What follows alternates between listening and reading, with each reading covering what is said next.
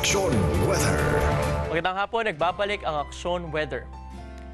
Isang maulang weekend ang dulot ng shallow low pressure area o namumuong sama ng panahon dito po sa may silangan ng Borongan sa may Eastern Samar. Damay po nito ang silangang bahagi ng bansa kasama na po ang hilagang silangang Mindanao na patuloy pa rin pong inuulan sa mga oras na ito. Ang SLPA na ito ang nagpapaiting sa umiiral na Intertropical Convergence Zone. Ito po yung pagsasalubong ng hangin na may dalang ulan mula po Northern at Southern Hemispheres. Ang bad news, dahil sa papalakas ng ITCC, posibleng may mumuong bagyo sa bansa sa mga susunod na araw. Pero ang good news po, hindi nakasama dyan ito pong SLPA na ito dito malapit sa Samar dahil po malapit na ito sa kalupaan at inaasahan po malulusaw din ito. O kung lalakas man, ay papalabas naman po ito sa may Philippine Area of Responsibility. Marami nagulat kanina sa Kamaynalaan dahil sa biglaang pag-ulan, kaya tignan natin kung naapektuhan nito ang mga lansangan sa Metro Manila ngayong hapon.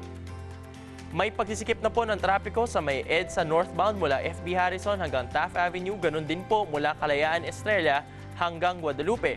Samantala sa kabilang lane naman po, usad pagong na mula Balintawak hanggang Muñoz, bagal na rin po mula sa kabahan po ng Aurora Boulevard hanggang Ortigas po yan.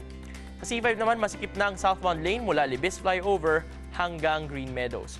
Para po sa pinakahuling lagay ng panahon o traffic, bisitahin po ang www.mmdatraffic.interaction.com. At yan ang impormasyong higit pa sa panahon. Magbabalik ang Action Weather makalipas ang isang oras. Ako si Joseph Ubalde. Higit sa balita, aksyon. Ang susunod na programa ay rated PG. Patnubay at gabay ng magulang ay kailangan sa mga batang manonood. Ngayong gabi sa Anggulo, silipin natin ang buhay ng babaeng tinaguriang tagapaglaban ng ating mga karapatan.